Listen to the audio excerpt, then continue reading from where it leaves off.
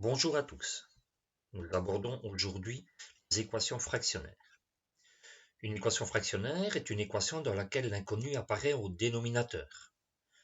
Voici 4 exemples. Ce sont les exemples sur lesquels nous allons travailler dans le cadre de cette introduction aux équations fractionnaires. Donc il y a bien des inconnus, les x au dénominateur, ce qui n'exclut pas qu'il puisse y en avoir bien sûr au numérateur.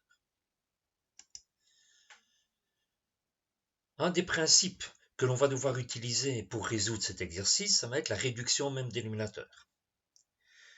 Il est important de bien se souvenir de la manière dont on a travaillé pour réduire au dénominateur lorsqu'on faisait des sommes de fractions numériques. C'est pour ça que je vous ai proposé 3 exemples numériques. Si vous ne les avez pas faits, prenez la peine de les faire, mais veillez surtout à détailler. Premier exemple, on a deux dénominateurs, 3 et 4, qui n'ont pas grand-chose à voir entre eux, qui sont même premiers entre eux, si je peux utiliser l'expression.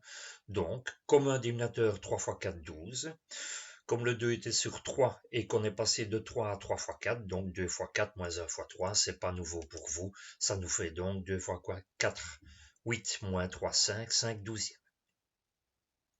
On a fait ici le produit des dénominateurs pour avoir le dénominateur commun. On ne va pas faire de la même manière pour le suivant. Bien sûr, on pourrait faire 14 fois 10, mais si on fait le produit des dénominateurs, notamment dans des exercices comme celui-ci, on ne va pas en sortir. Donc, il est impératif de rechercher le PPCM, le plus petit commun multiple. Et le plus petit commun multiple de 14 et de 10 n'est pas 140, mais est 70. Donc, nous allons choisir ce commun dénominateur. Et comment pouvons-nous le trouver? 14, c'est 2 fois 7. 10, c'est 2 fois 5. Et nous voyons bien qu'il y a 2 qui est commun. Donc, on peut prendre comme commun multiple 2 fois 7 fois 5. Donc, ça nous fait bien 70. Et à ce moment-là, on fait comme d'habitude, 2 fois 7 fois 5, on a multiplié en dessous par 5, donc au-dessus par 5. 2 fois 5 ici, on a multiplié en dessous par 7, donc au-dessus par 7. Ce qui nous donne 34 septantièmes. Et puis on regarde toujours à la fin si on ne peut pas simplifier. Nous avons ici numérateur et dénominateur qui sont tous les deux des nombres pairs, donc on peut au moins simplifier par 2. Même démarche pour le troisième, donc rechercher le PPCM, le plus petit commun multiple, de 6, de 15 et de 20, ce sera 60. Donc on a décomposé 6 en 2 fois 3, 15 en 3 fois 5 et 20 en 2 au carré fois 5. Donc comme PPCM, on prend le 2 fois 3, on prend toujours ceux du premier puisqu'on devrait l'avoir. 2 fois 3, on va pas reprendre le 3 puisqu'on l'a déjà. Donc 2 fois 3 fois 5, on a déjà pris 1, 2, donc on va devoir en prendre un deuxième. Donc ça va faire 2 fois 3 fois 5 fois 2 comme PPCM. Donc ça nous fera 4 fois 3, 12 fois 5, 60. La résolution après, vous la connaissez.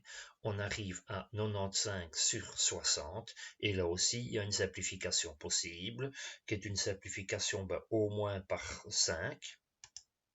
Et c'est bien la simplification par 5. 19 douzièmes, on ne sait pas aller plus loin. Donc vraiment, faire référence dans les exercices qu'on va avoir après à la manière dont vous avez choisi le commun dénominateur et dont vous avez réduit au même dénominateur, puisque le processus va être le même. Donc le procédé de résolution d'une équation fractionnaire, le voilà. Je ne vais pas le passer en détail puisque ce sera plus facile de l'illustrer au travers d'exemples. Et directement, le premier exemple, 1 sur x plus 1 sur 3 égale 0.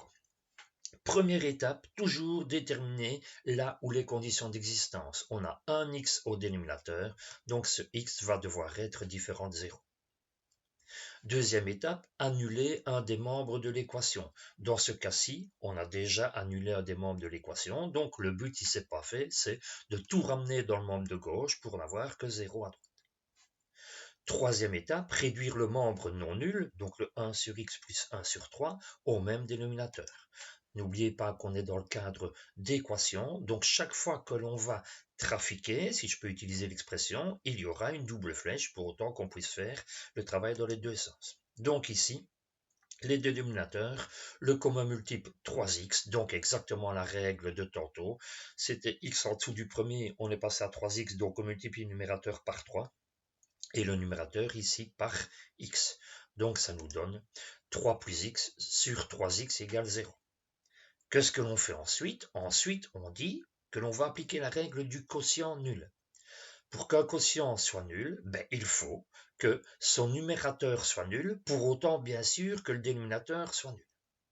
Donc en fait, on va se focaliser sur le numérateur, mais toujours en se disant, il faut que les conditions d'existence soient respectées.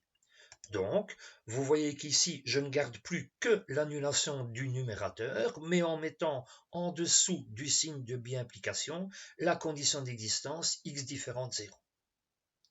Nous nous ramenons alors à une équation qui ne touche plus qu'à un numérateur, et nous devrons donc rechercher les racines, ce qui se fait simplement dans ce cas-ci, x égale moins 3.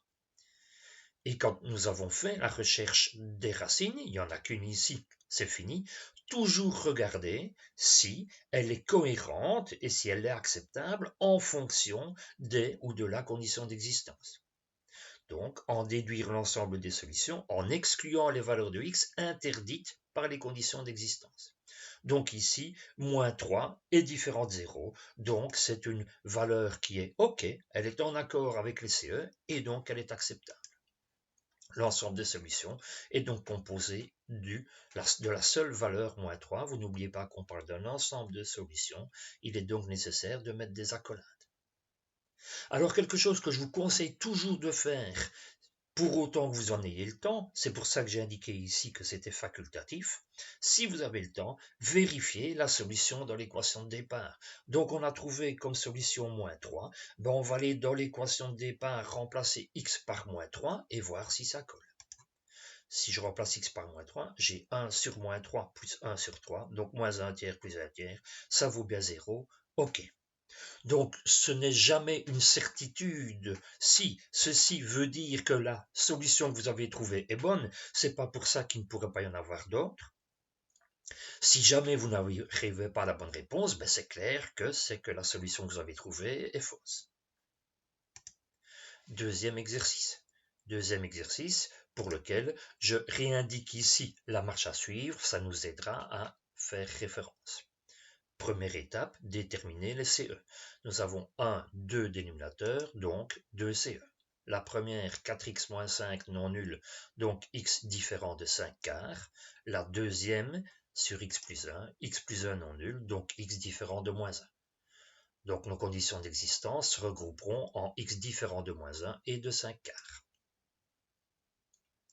Première étape.